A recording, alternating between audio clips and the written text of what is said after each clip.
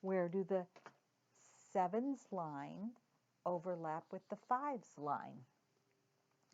In multiplication, we would have 7 times 1, 7 times 2, 7 times 3, 7 times 4, 7 times 5, 7 times 6,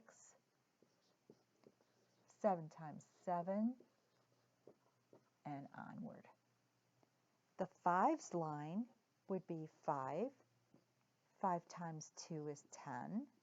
5 times 3, 5 times 4, 5 times 5, 5 times 6, 5 times 7, 5 times 8, and on and on and on.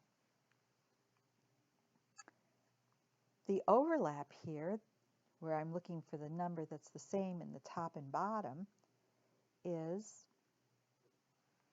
not until I get all the way over here at 35. Nothing else matched until we got to the 35s.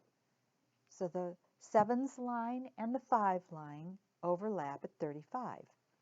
So this is what these two fractions would have in common.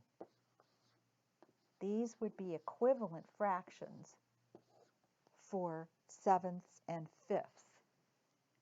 Those are the different size pieces. So the different size pieces, and we're making cuts in them in order to make them the same size. And we don't get that until we don't get enough in the 7ths until we make 35 cuts in the whole thing. And in the 5ths, we overlap at 35. And what we're saying is the 7ths and the 5ths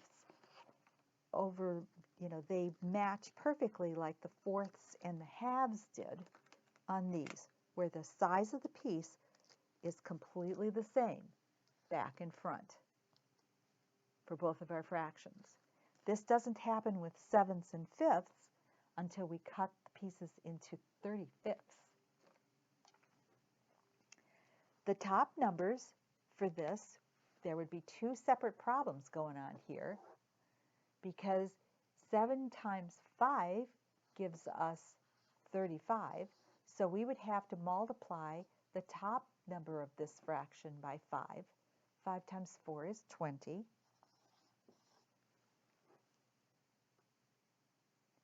And the bottom number, we don't hit 35 with the 5. 5 times 7 is 35, so we would have to use a 7 for the numerator of the bottom fraction. 7 times 2 is 14. So when we get all of our pieces cut into the size 35ths, we would have 20 35ths out of the first fraction and 14 35ths out of the second fraction. Those are equivalent fractions.